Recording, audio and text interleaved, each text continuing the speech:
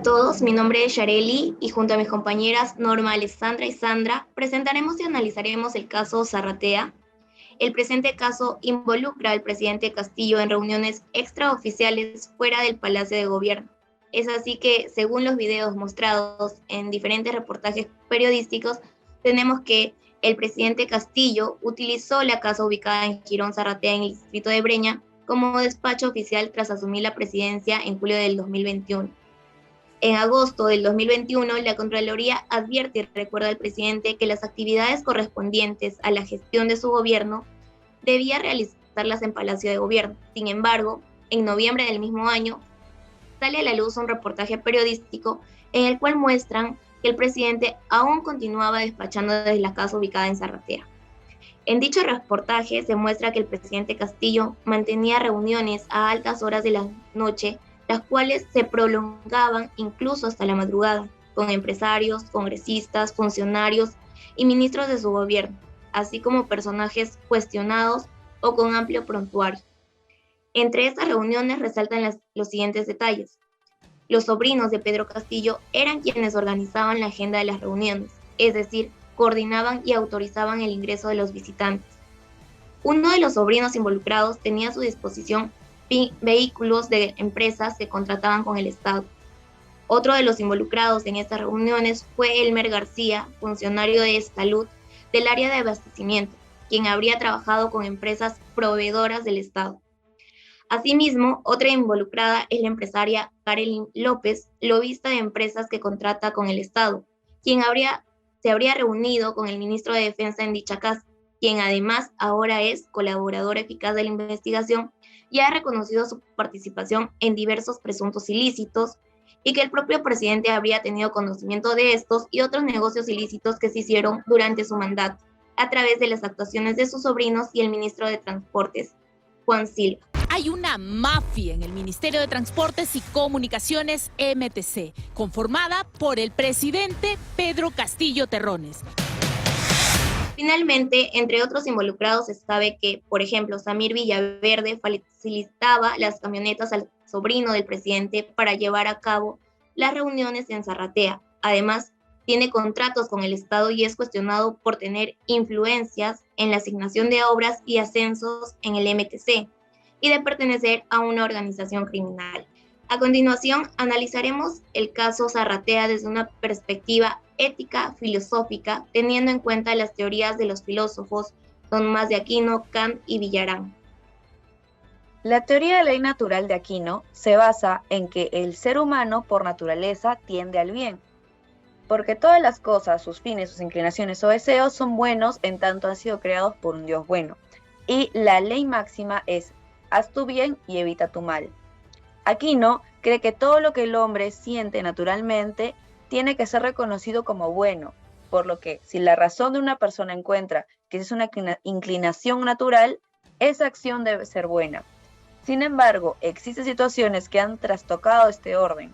Esto se denomina el llamado pecado original o injusticia estructural para la ética, que son deseos producto de una antinaturaleza para Aquino, lo que es una segunda naturaleza meramente social. En el caso Zarratea, se evidencia un proceso de degradación de la naturaleza, pues lo antinatural se ha naturalizado. Por ejemplo, lo antinatural que era la corrupción se ha naturalizado bastante hoy en día, puesto que los congresistas, funcionarios y ministros del gobierno de Castillo, que debían cumplir con su rol público en beneficio de toda la sociedad, no lo hacen. Así también, las obras públicas, como en este caso, que solían tener fines netamente comunitarios, ahora se ha naturalizado que funcionarios como el presidente Castillo se coludan con empresarios para que se les adjudique las obras y estos obtengan una generosa comisión. Conforme Aquino, el ser humano, con el uso de la razón natural, llegaría siempre a cosas buenas. Sin embargo, como se ha demostrado en este caso, la razón individual o colectiva a veces se puede corromper. Nosotras consideramos que la razón se corrompe en este caso por lo siguiente. En el primer lugar, los malos hábitos del mandatario Pedro Castillo desde que inició su gobierno, como es la constante pelea en contra del Congreso. Otro punto es la mala persuasión de Castillo al momento que se pronunció sobre las declaraciones de Catherine López. donde señala: tenemos que ser respetuosos en la democracia del mandato de este pueblo. Jamás podría robar un centavo y traicionar a mi pueblo. Él estaría diciendo que acusarlo de reunirse de manera clandestina con empresarios y funcionarios estaría en contra de la democracia y que él solo quiere preservar y salvar al pueblo. Esto es una falsa razón para que él cometa algo que quiere pero que sabe que está mal. Finalmente, las costumbres viciosas del grupo de personas que rodean al presidente Castillo, puesto muchas de ellas ya cuentan con antecedentes penales.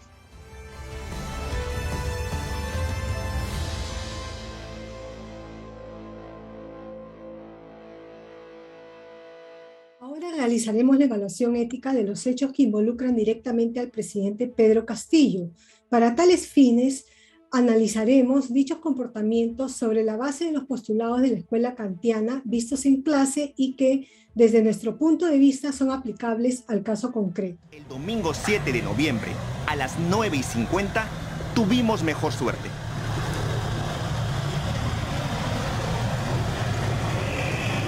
A pesar de estar con gorro en vez de sombrero, fue fácil identificarlo por la seguridad de Estado que lo acompañaba y por el carro que lo llevó, el Audi blanco de placa EGK 267, asignado a Palacio. Como hemos visto anteriormente, el presidente, ni bien asumió su mandato, fue advertido por la Contraloría respecto a la ilicitud de despachar fuera de Palacio.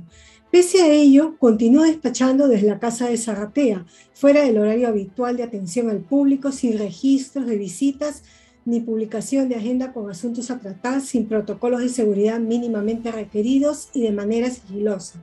A la fecha, el Tribunal de Transparencia le ha ordenado transparentar las visitas. Para Kant, actuamos moralmente bien si obramos según aquella máxima por la cual puedas querer racionalmente, que al mismo tiempo se convierte en una ley universal. Bajo esta óptica, una máxima debe someterse al imperativo categórico para determinar su viabilidad como ley universal.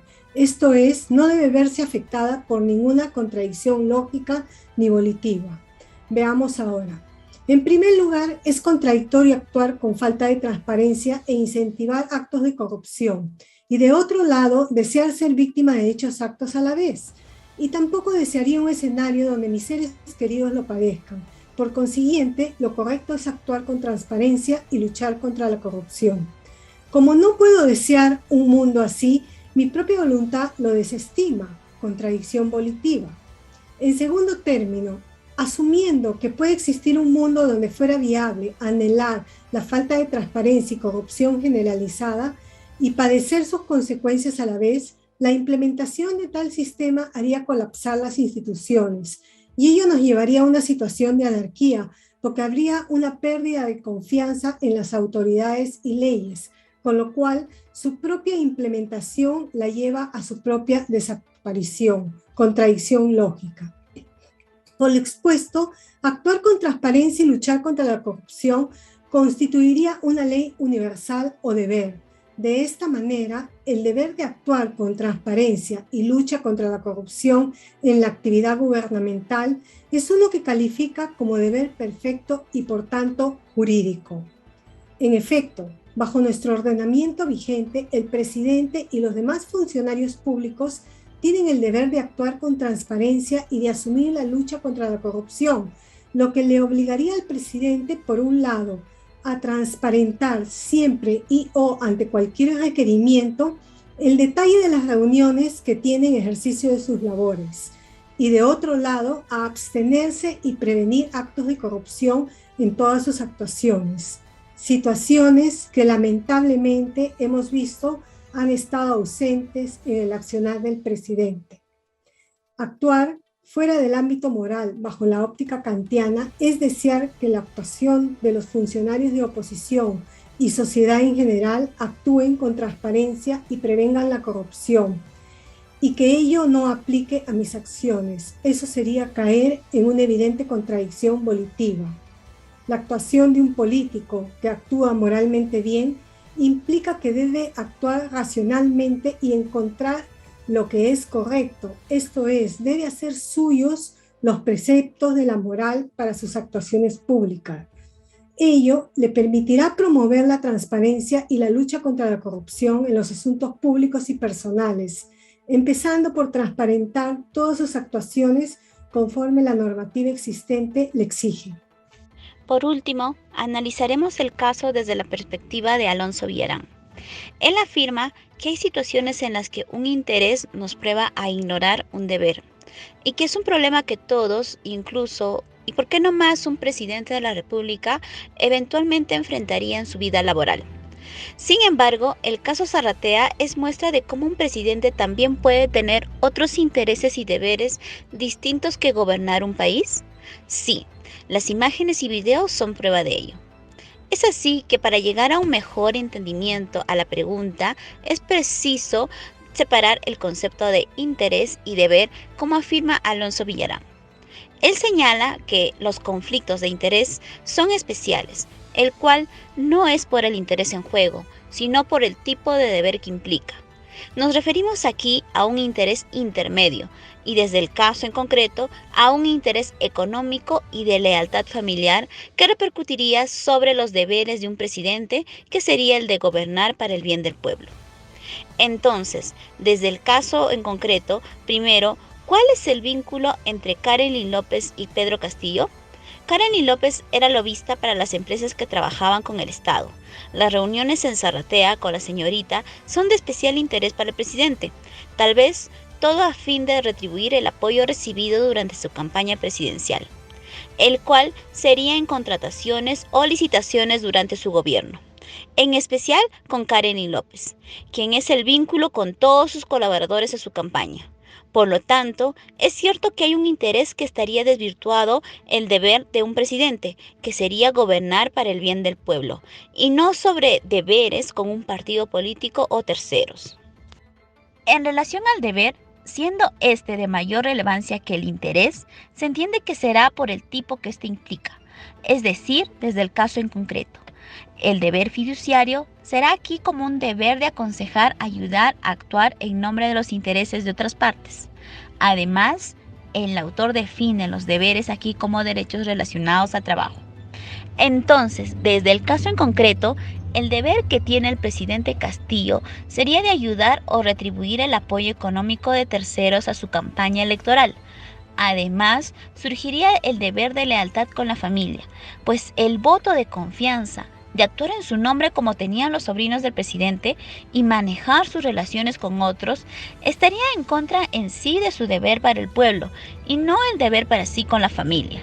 Por ejemplo, ¿quiénes son Fray Vázquez Castillo y Gianmarco Castillo Gómez? Ellos son los sobrinos del presidente de la República, quienes ante la declaración de la lobista Karelyn López se han visto implicados en presuntos delitos. Además, el abogado de Karelyn lo señala como la llave que abre la puerta de acceso hacia el presidente.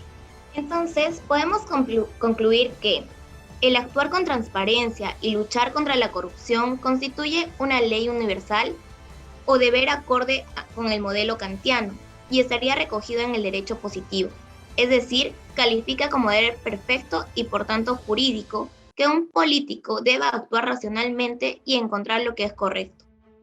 Además, consideramos que es alarmante percibir en las noticias del país los altos índices de corrupción que se divulgan a través de los medios de comunicación, dejando mucho que pensar en cuanto a la degradación del uso de la razón que se da en los funcionarios públicos, pues utilizan una falsa razón para cometer hechos delictivos, que son producto de lo que Aquino considera como antinatural, porque ha sido corrompido por agentes externos a la razón natural.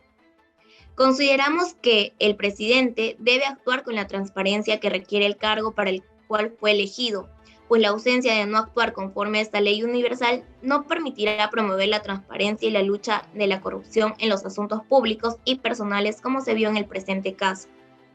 Ahora bien, consideramos que un agente importante en la lucha contra la corrupción es el fortalecimiento de la Contraloría a través de la implementación de comisiones anticorrupción en las diferentes instituciones públicas que estén conformadas por funcionarios que no sean investigados o acusados de actos delictivos, pues como hemos visto en la teoría de Aquino, lo natural puede ser corrompido por agentes externos a la razón natural, y si son personas involucradas en actos delictivos, estas las que forman parte de este tipo de comisiones, estaríamos volviendo lo antinatural la causa por la cual se requieren los grupos de lucha contra la corrupción. Finalmente, consideramos también que la concientización a través de proyectos o programas sobre las consecuencias y causas de la corrupción a la sociedad permitirá que ésta sea partícipe en la lucha contra la corrupción a través de frentes de defensa que exijan el cumplimiento de la ley con transparencia en las instituciones del Estado, así como la organización de universidades o colegios profesionales quienes a través de comisiones vigilen el actuar del gobierno. Gracias.